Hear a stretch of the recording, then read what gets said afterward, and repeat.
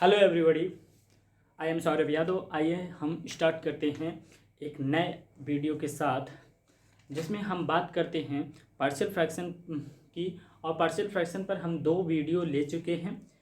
अब तक दो वीडियो ले चुके हैं, लेकिन अब तक हमने पूरा अभी डिस्कशन नहीं किया है पार्शियल फ्रैक्शन पे। आज हम सोचेंगे कि पूरा का पूरा पार्शियल फ्रैक्शन आज के लेक्चर्स में कंप्लीट हो जाए।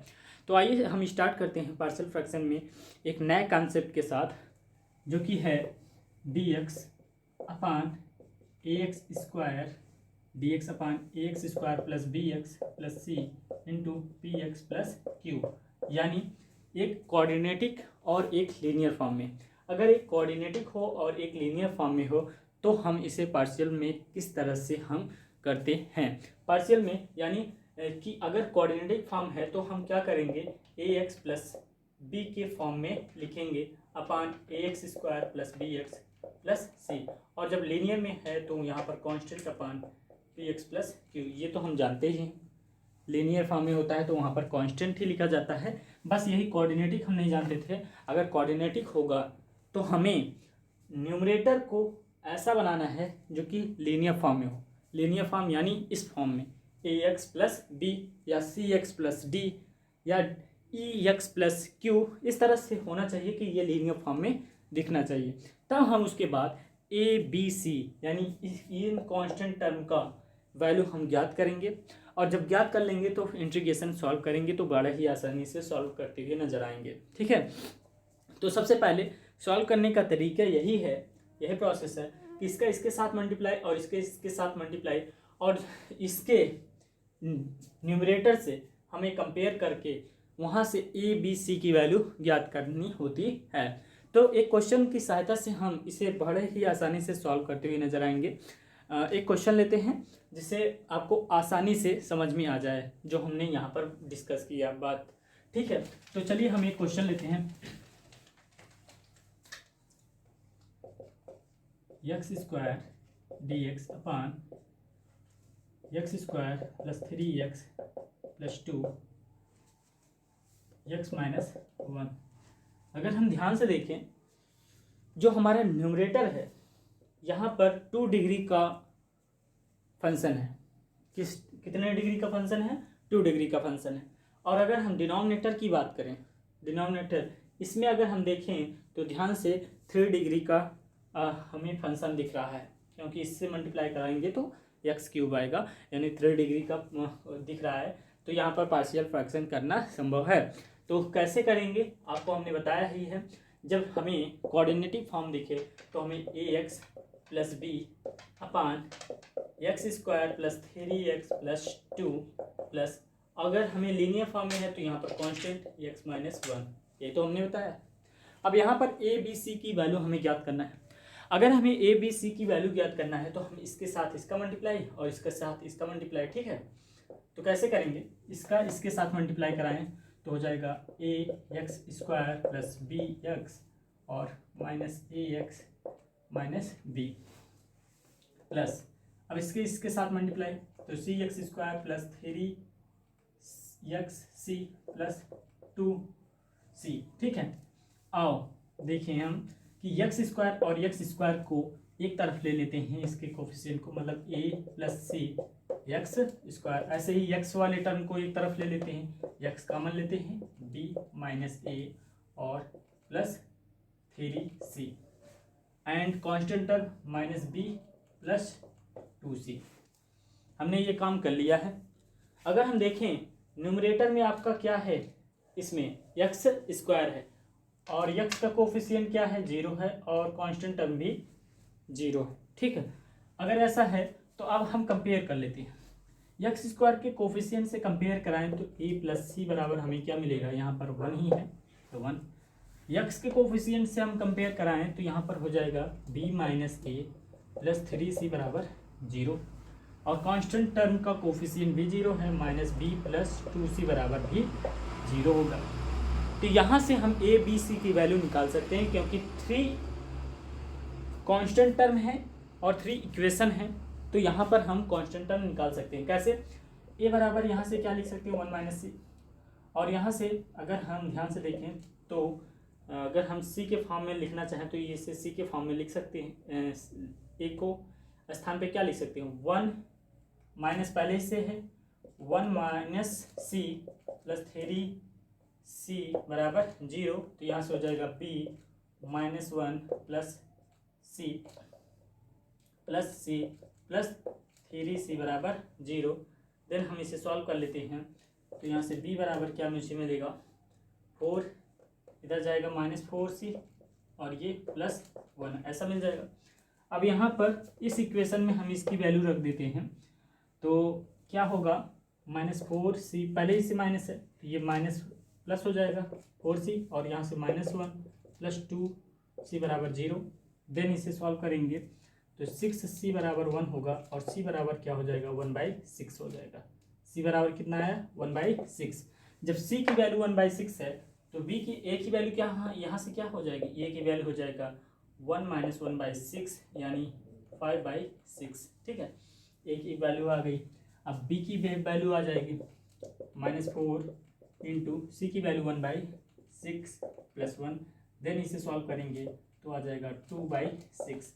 तो ए बी सी की वैल्यू आ चुकी है। ए की वैल्यू आपने देखा कितना आया था 5/6, बी की वैल्यू आपने देखा 2/6 यानी 1/3। ठीक है, और सी की वैल्यू 1/6 है। तो ए बी सी की जब वैल्यू निकल आई है तो इसमें हम रख देते हैं और हम इसे सॉल्व करेंगे। ठीक है, इसे हम मिटा देते हैं।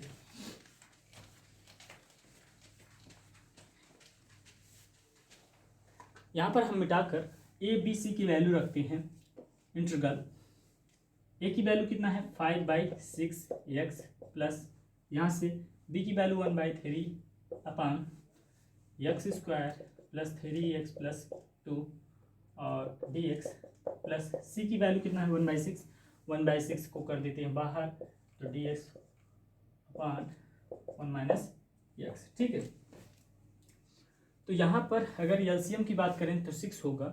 देन इसे 1/6 को हम कर दें बाहर, तो यहाँ से हो जाएगा 5 प्लस 2 अपान x² plus 3x plus 2 plus 1/6 dx अपान x माइनस 1। तो ध्यान से देखें तो 1/6 क्या हो जाएगा, कॉमन हो जाएगा। अगर 1/6 कॉमन हो जाता है, यहाँ पर dx भूल गए थे, dx कॉमन ले लेते हैं और यहाँ से हम क्यों 5, यहाँ से हम 5 कॉमन ले लेते हैं। ठीक है, अगर यहाँ से हम क्या कर देते हैं 5/2 कॉमन लेते हैं। क्यों कॉमन लेंगे आगे चलकर देखिएगा, समझ में आ जाएगा आपको। यहाँ पर 5/2 कॉमन ले लेते हैं। अगर 5/2 कॉमन लेंगे तो यहाँ से हो जाएगा 2x और प्लस यहाँ से हो जाएगा 4/5 अपान x² प्लस 3x प्लस 2। ठीक है, ऐसा हो जाएगा प्लस 1/6 dx अपान x माइनस 1 ऐसा लिख लेंगे।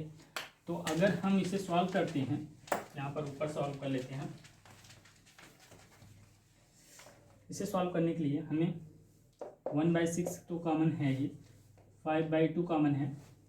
अगर हम इसे t माने, अगर हम x² प्लस इसे t मानेंगे तो 2x प्लस 3 आएगा। तो हम ऐसा काम कर लेते हैं, ऊपर हम 2x प्लस 3 फॉर्म में बना ही लेते हैं। तो 2x है ही प्लस 3 माइनस 3 कर लेते हैं प्लस 4/5। हमने क्यों 5/2 कॉमन लिया था अब तो समझ में आ ही चुका होगा, क्योंकि हम डिफ्रेंशिएट करने के बाद हमारा जो टर्म आना चाहिए इस फॉर्म में आना चाहिए। नहीं तो हम वहाँ से भी कर सकते थे, कोई भी दिक्कत नहीं होती, लेकिन सॉल्व करते समय थोड़ा सा आसानी पड़ता है। तो ठीक है, हमने ऐसा ले लिया है। तो यहाँ से हो जाएगा +3 माइनस 3 4/5 अपान x² प्लस 3x प्लस 2 और यहाँ से 1/6 dx अपान x माइनस 1। इसे सॉल्व करेंगे तो एलियन में आ जाएगा 1/6 5/2। इसे सेपरेट कर लेते हैं, 2x प्लस 3 dx अपान x² प्लस 3x प्लस 2 और यहाँ पर इसे सॉल्व करेंगे -15 में से 4 जाएगा तो आएगा -11, तो -55 अपान 10 ऐसा लिख सकते हैं। यहाँ पर 10 हो जाएगा। ठीक है, यही लिखेंगे, और then d x upon x square plus 3x plus 2, ठीक। और यहाँ से plus ln x minus 1 plus c, ऐसा लिख सकते हैं, बिल्कुल ऐसा लिख सकते हैं।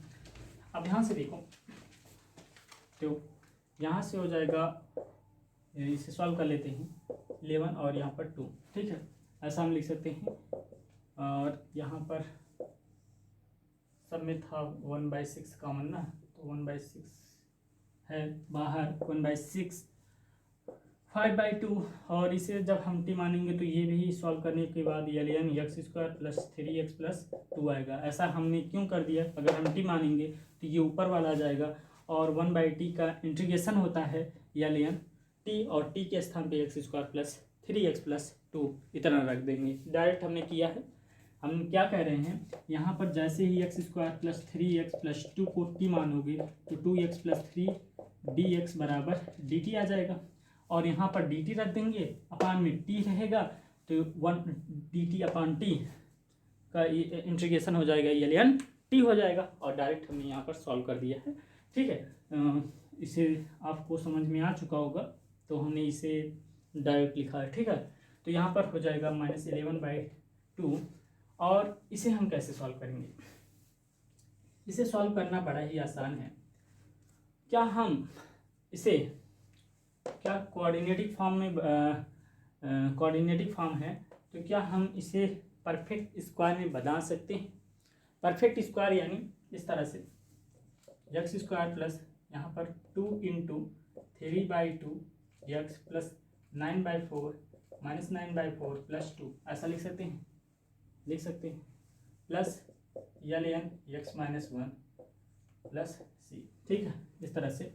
तो 1/6 तो पहले से बाहर है, 5/2 ln x square plus 3x plus 2 और माइनस 11/2, और ध्यान से देखिए तो dx अपान यहाँ से हो जाएगा x प्लस 3/2 का होल स्क्वायर, और यहाँ पर देन से सॉल्व करेंगे 8 1/4 यानी माइनस 1/2 का square plus ln x minus 1 plus c, इस तरह से लिख सकते हैं।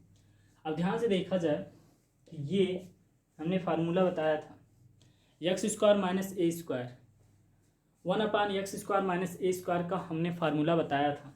क्या हमने बताया था या याद नहीं है, या भूल गए आप लोग। यहाँ पर फार्मूला जो हमने बताया था, इसका हमने बताया था आप लोगों भूल गए होंगे, तो चलिए ठीक है, फिर से एक बार बता ही देते हैं। जब dx अपान एक्स स्क्वायर माइनस ए स्क्वायर का फार्मूला पूछा जाए तो 1/2 ln x minus a x plus A plus c, इस तरह से होता है।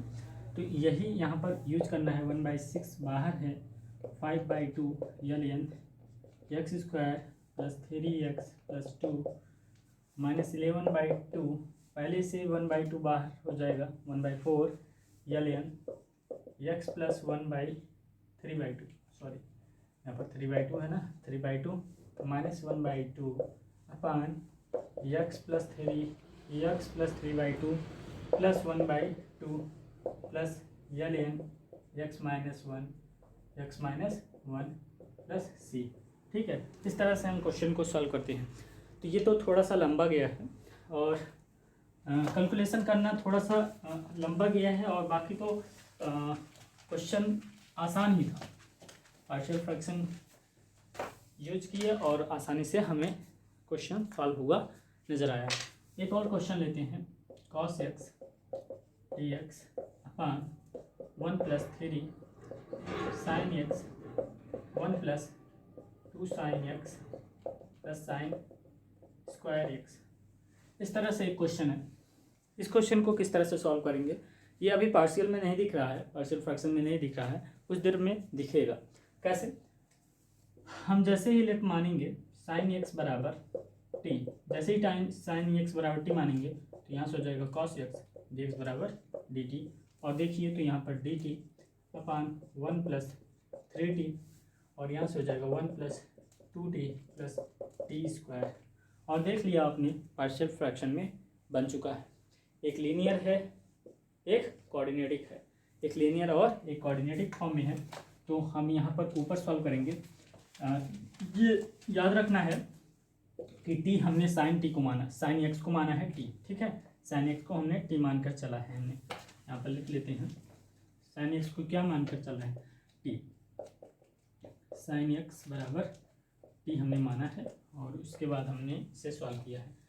तो चलिए हम इसे सॉल्व करते हैं। D T upon 1 + 3t 1 + 2t plus T square. अब इस क्वेश्चन को किस तरह से सॉल्व करेंगे, ध्यान से देखिएगा।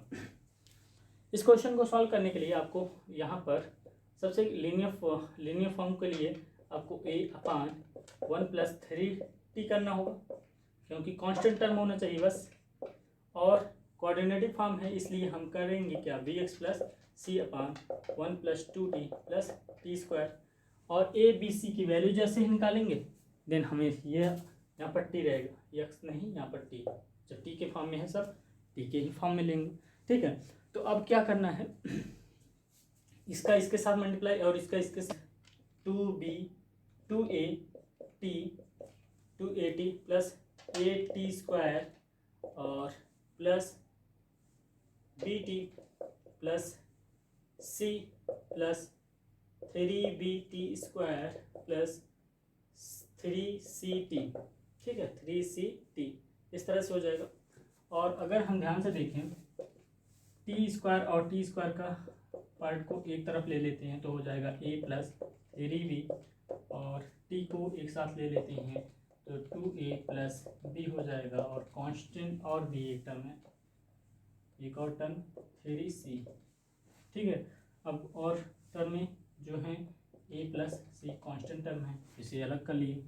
और ध्यान से देखिए हमें नज़र आ रहा है कि इसके न्यूमरेटर में कांस्टेंट टर्म है सिर्फ 1 है और टी स्क्वायर का कोफिशिएंट 0 है, तो यानी a + 3b बराबर 0 और 2a + b + 3c बराबर 0, a + c बराबर 1, यही दिया है। कंपेयर करने पर इतना आएगा। तो यहाँ से a बराबर हम क्या लिख सकते हैं, -3b। a बराबर क्या लिख सकते हैं, -3b। और -3b a के स्थान पे हम -3b रखेंगे तो -6b और b में को हम सब्ट्रैक्ट करेंगे तो यहाँ से आ जाएगा, सब्ट्रैक्ट करेंगे तो -5b इक्वल टू हम लिख सकते हैं यहाँ से -3c, यहाँ से माइनस माइनस कैंसिल। और b बराबर हमें c बराबर क्या मिल जाएगा, अगर हम c को लिखें तो हो जाएगा 5/3b, ये लिख सकते हैं, ठीक है। अब यहाँ पर ध्यान से देखें तो a को हम क्या कर देते हैं, a को ऐसे ही रहने देते हैं। a को a के स्थान पे हम क्या लिख सकते हैं, 3 - 3b और प्लस। अब ध्यान से देखिए c के स्थान पे हम क्या लिख सकते हैं, 5/3b बराबर 1 इक्वल टू 1। तो यहाँ से हम देन सॉल्व कर लेंगे तो b की वैल्यू आ जाएगा -9 में से 5 जाएगा तो 4 -4b/3 इक्वल टू 1। यहाँ से b इक्वल टू हो जाएगा 3/4 -3/4, ठीक है। इस तरह से -3/4 आ जाएगा b की वैल्यू। और जैसे ही b की वैल्यू आ जाएगी वैसे ही c की वैल्यू आ जाएगी, यहाँ पर रखेंगे तो आ जाएगा -5/4 और a की वैल्यू क्या आ जाएगी, यहाँ पर -9/4। तो ए बी सी की जो वैल्यू आ गई इसी में रख देना है, बस काम आपका आसान, ठीक है। यहाँ पर ए के स्थान पे क्या रखना है, ए के स्थान पे 9 है, 9, ध्यान से देखिएगा ए की वैल्यू 9/4 है, ठीक है। तो ए की वैल्यू 9/4 इंटीग्रल dt अपान 1 + 3t, ठीक है, प्लस। अब यहाँ पर देखा जाए तो -3/4, यहाँ पर /4 बाहर कर देते हैं, /4 बाहर कर देते हैं तो -3t प्लस यहाँ से हो जाएगा माइनस ये भी है तो -5/1 + t + t स्क्वायर, ठीक है। तो यहाँ पर ध्यान से देखें तो यहाँ से हो जाएगा 9/4 integral D T upon 1+3t plus, अच्छा ज़रा सा बताइए -3 कॉमन ले लेते हैं, बाहर कर देते हैं, तो 3/4t प्लस 5 कितना हो जाएगा आपका 5/3, ठीक है, अपान t² प्लस 2t प्लस 1। अच्छा ज़रा सा बताइए अगर हम डिफ्रेंशिएट करें इसको तो 2t प्लस 2 आ जाएगा, अगर हम 2 कॉमन ले लेते हैं तो t प्लस 1 होगा, यानी यहाँ पर +1 -1 के फॉर्म में लिख देते हैं, क्योंकि हमें डिफ्रेंशिएट करना पड़ेगा इसलिए हमने ऐसा किया है, ठीक है। तो अब ध्यान से देखा जाए, ये हम यहाँ से ऊपर का सारे पार्ट मिटा देते हैं और इसे सॉल्व कर लेते हैं। 9/4 इसका, इससे जब सॉल्व करेंगे ln 1+3t और 3t के कारण यहाँ पर बाई 3 में आ जाएगा, ठीक है। ऐसा ही तो होता है इंटीग्रेशन के फर्स्ट लेक्चर्स में, हमने ऐसा बताया है कि जब हमारा वेरिएबल के साथ कोई कांस्टेंट टर्म आता है बाई में आ जाता है, बटा में आ जाता है, ठीक है।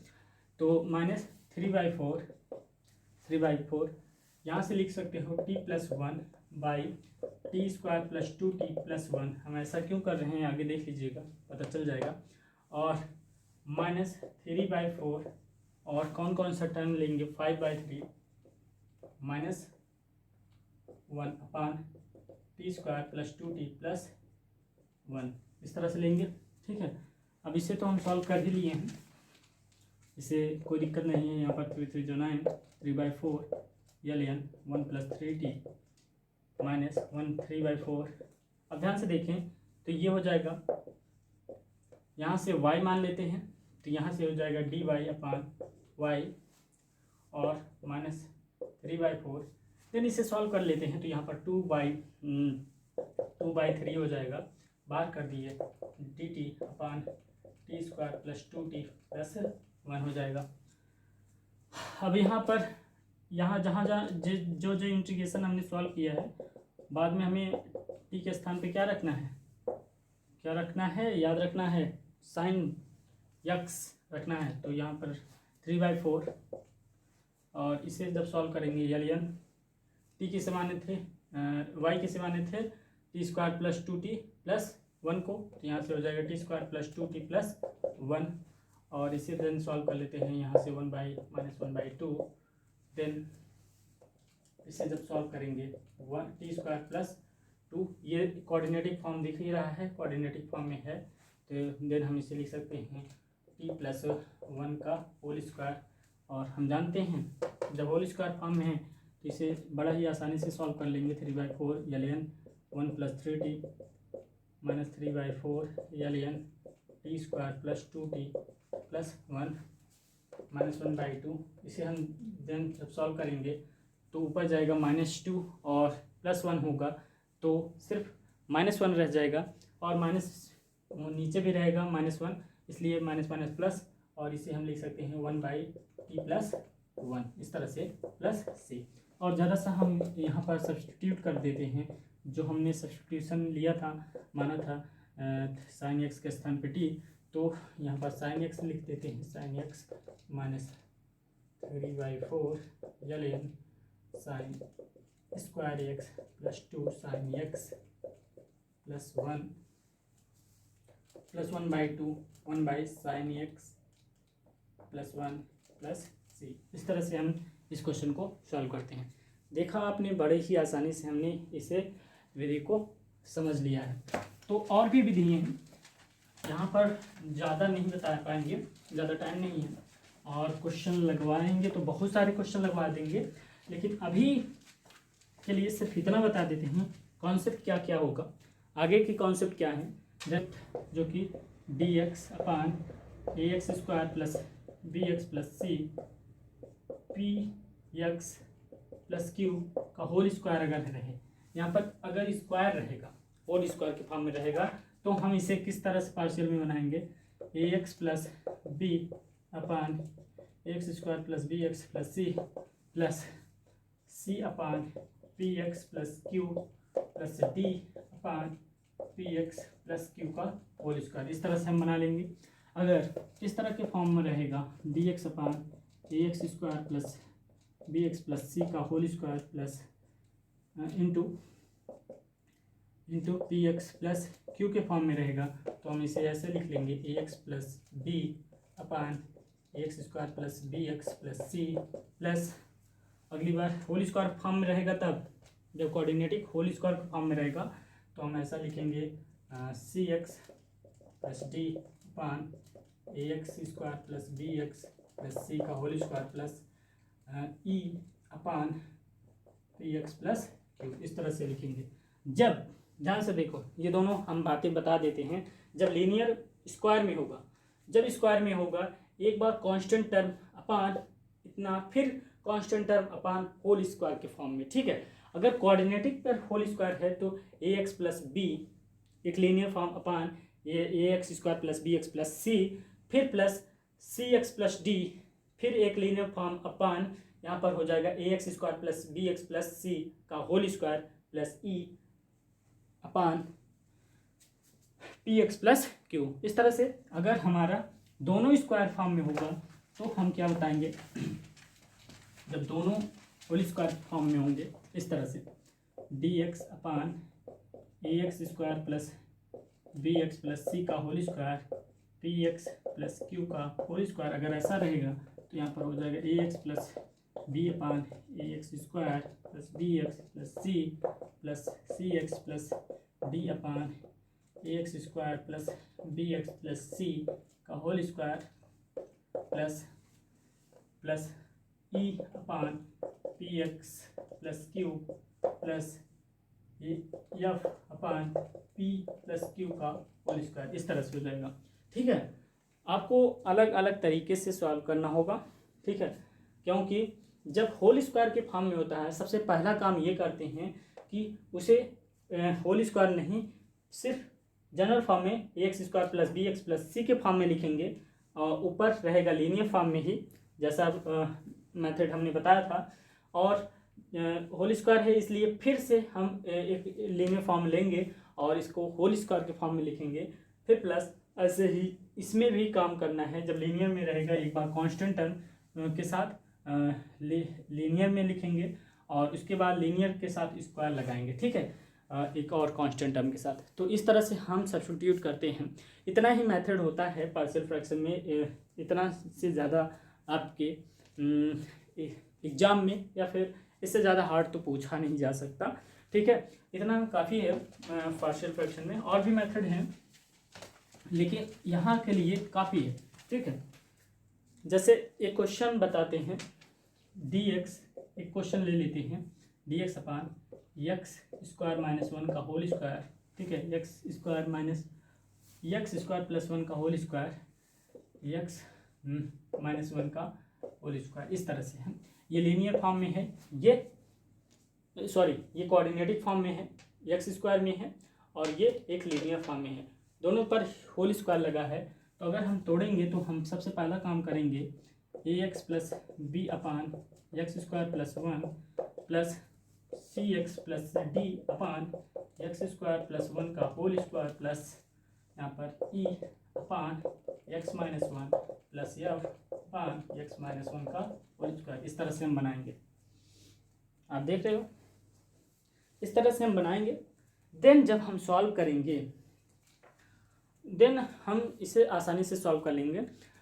अभी हमारे पास टाइम नहीं है इसलिए हम इसे सॉल्व नहीं करेंगे। आप लोग सॉल्व कर सकते हो, आसान है सॉल्व करना, नहीं तो अगर ना सॉल्व हो पाए तो हम अगले वीडियो में इसे हम सॉल्व करते हुए नजर आएंगे। तब तक ले दीजिए इजाज़त। Thank you so much.